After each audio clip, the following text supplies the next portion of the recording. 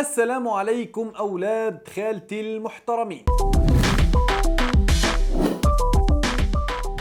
أحيانا وأنا عم بتصفح اليوتيوب بتعجبني بعض المقاطع اللي بتحكي عن دخول أشخاص غير مسلمين في الإسلام. كإنسان مسلم أكيد أنا بفرح من كل قلبي لكل إنسان ربنا بيهديه للصراط المستقيم، بس اللي بيشدني بهاي الحلقات مش هذا الموضوع، شي تاني تماما. اللي بيشدني شغلتين، الأولى هو التعرف على المواقف اللي عملت التغيير واللي خلت إنسان ممكن كان ملحد إنه يصير عنده استعداد للبحث عن الحقيقة. ما هو كل إنسان بفترة من فترات حياته بيظن إنه هو بيعرف الحقيقة كاملة، بل وفي ناس بيصدقوا حالهم لما بيفكروا إنهم أعلى من مستوى البشر، واللي هن ما بيعرفوه ما في حدا غيرهم بالتاريخ كله بيعرفه، وهذا اللي اسمه التحجر العقلي.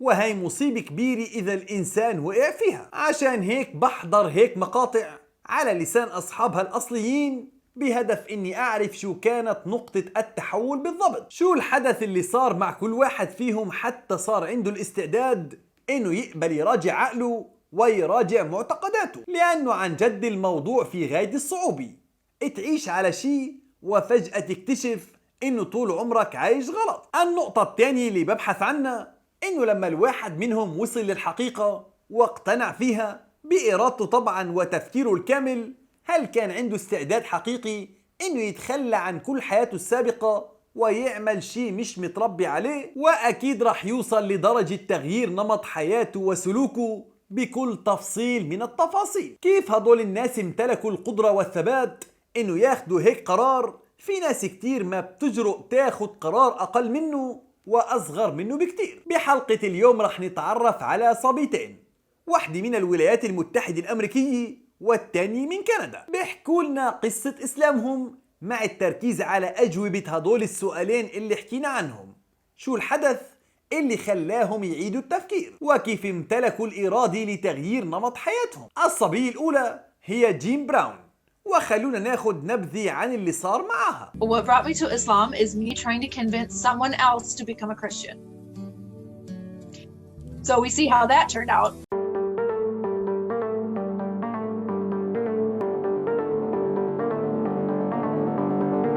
And I was very Christian, and I was like teaching Sunday school, all this.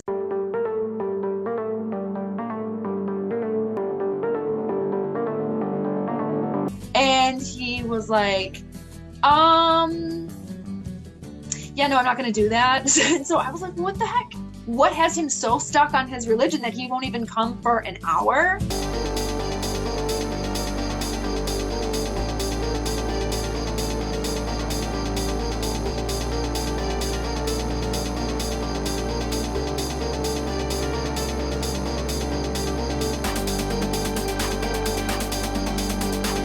After a while, I was just like inseparable with the Quran. I was just walking around everywhere. Like, I remember just walking all over LA, just walking like a crazed woman maniac with a big backpack on and my little Quran that was like this big. And I'm walking and I'm not even paying attention. I'm just reading. I'm flipping pages and I'm walking and I'm walking. I'm just trying to absorb every word.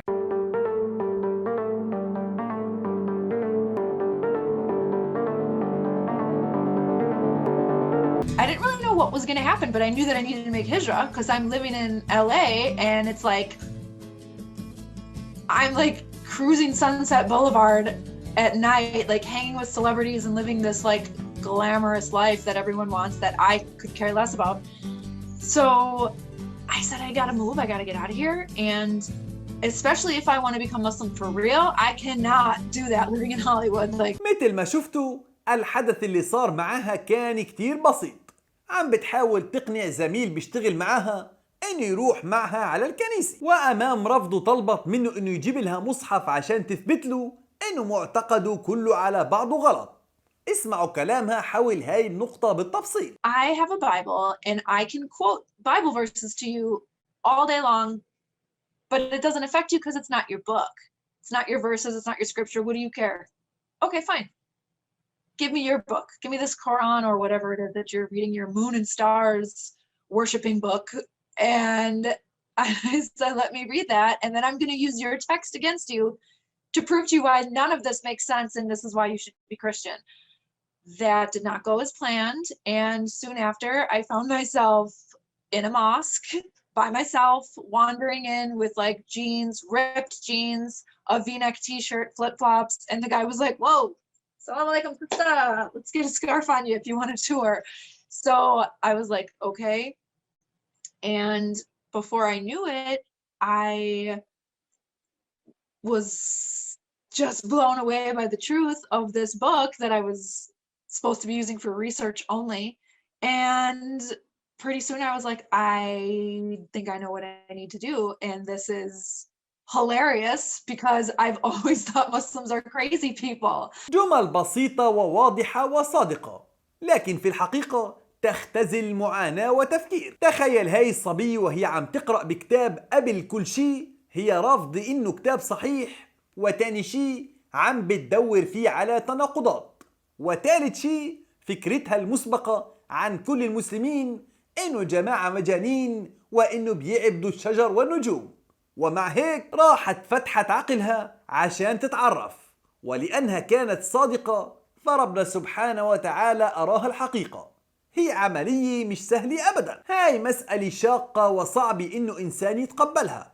نحن للأسف اليوم بنقعد ساعات وأيام وشهور ما بنقدر نقنع واحد إنه يغير موقفه السياسي، فكيف اللي عم بيكتشف إنه عقيدته كلياتها لازم تتغير، ومش بس العقيدة بل حياته ونمط عيشته كلها. هاي هي الشجاعة والصدق مع الذات اللي كنت عم بدور عليهم. وخلونا نشوف شو الخطوات اللي عملتها عشان تغير نمط حياتها. I didn't have a job. I didn't have family there, friends. I had nothing, no idea what I'm doing.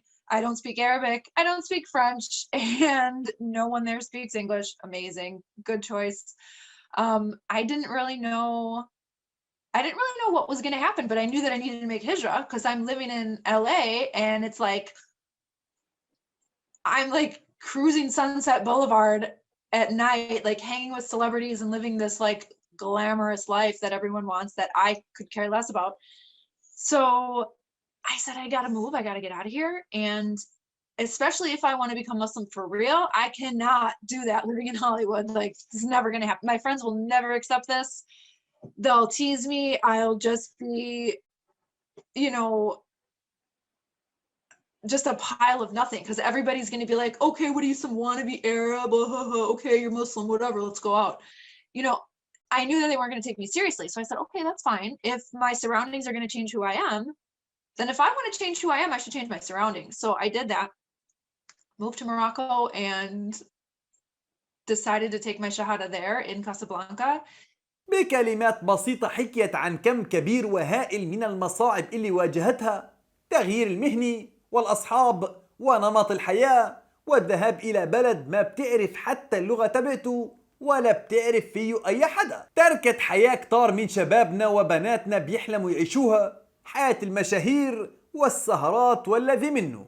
تركت كل شيء وراها وقالت بكل وضوح إن قررت الهجرة. اعتبرت إنه اللي عملته هو هجرة لله والرسول، وهذا قرار جريء ومش سهل أبدا. أما الصبية الثانية من كندا وصراحة ما قدرت أعرف اسمها، بس خلونا نسمع منها المقاطع اللي إلها علاقة بالسؤالين اللي عم نبحث عن أجوبتهم. I came home one night. I went to my bedroom. I put my dog in her bedroom. I went to my bedroom, started to get ready for bed, and I noticed the light was on outside of my bedroom. So I went outside to turn it off. And when I did, I felt this feeling in my chest. And I'd had this feeling before. Because I was an atheist, I would have said like maybe it's a ghost. But I felt this feeling and I heard a noise that sounded like white noise. And I got really scared because I didn't really know where it was coming from, but I sensed where it was coming from. I could feel like the direction that it was coming from. So I just shut off the light and I shut my bedroom door and I locked it. And when I turned around, something hit my door so hard. The whole door shook and my heart literally fell out of my chest. Like, I was terrified. I've been in situations where I thought I might die. before, but I never sought refuge in a God because I didn't believe in any God. But in that moment, my mind was completely clear, and the only word in my mind was Allah. So against my natural judgment, I said to myself, Allah, if you're there, protect me, because I don't know what this is and I don't know what it wants from me. And I went to bed, and I thought that I was going to take ages to sleep because I was so scared. I just put something on my laptop, and within 5 minutes I was asleep. The next morning I woke up, and I'm a pretty logical person, so what happened the night before was really logical for me. And so I sat on the side of my bed, and I kind of thought about the whole situation. And I did what I guess you would call make dua. I prayed in a way, and I just kind of had an honest conversation. And I said, Allah, I'm 21 years old. I've been an atheist for my whole life.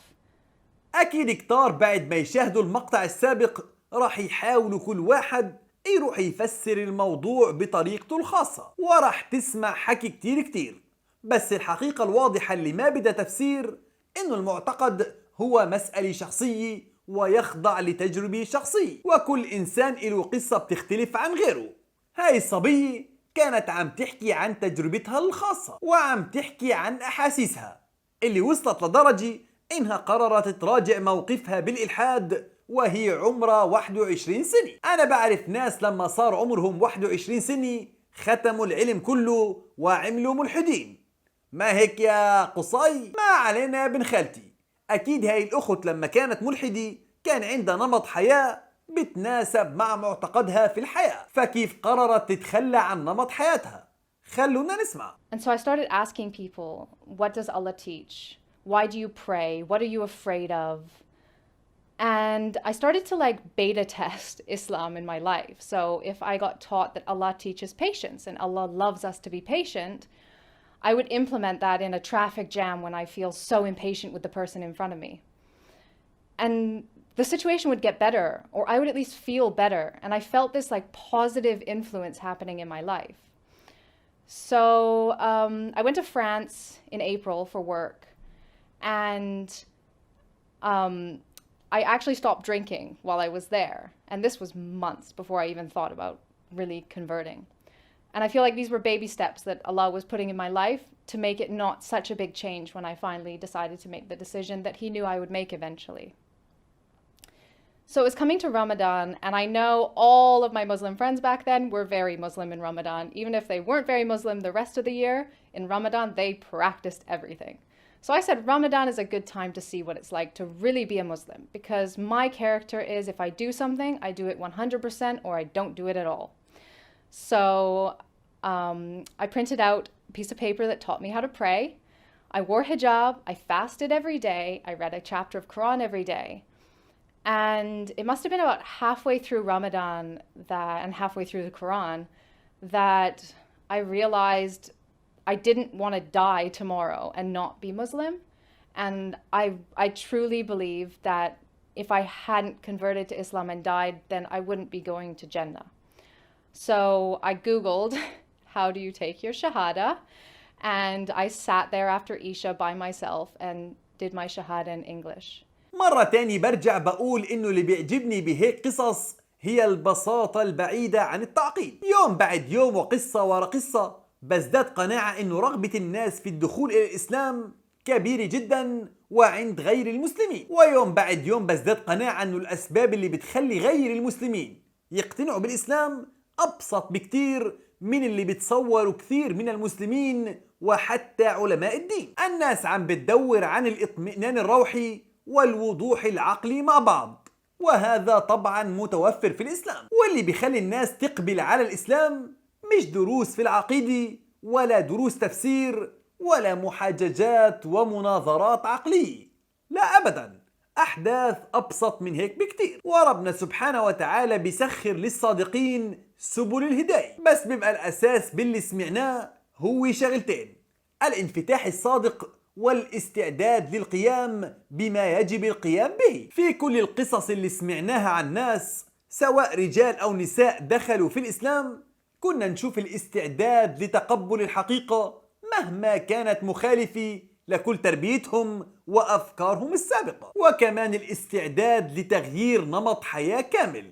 وهذا برأيي السر وراء إنه هاي القصص بتحسها عظيمة. طبعا ربما حدا يسأل إنه ليش يا مهيب عم بتركز على هدول النقطتين بالتحديد؟ والسبب بسيط جدا جدا عزيزي المشاهد، إنه مجتمعاتنا المسلمة للأسف صابها تحجر عقلي، تحجر لدرجة إنه ممكن تتخانق وتتقاتل مع بعضها على قضايا تافهة، وما في استعداد للبحث عن الحقيقة والتسليم بها حتى إذا لقيناها. أكيد أنا عندي قناعة إنه الإسلام هو دين الحق، وعشان هيك أكيد مش راح أطالب الناس يبحثوا في دين آخر.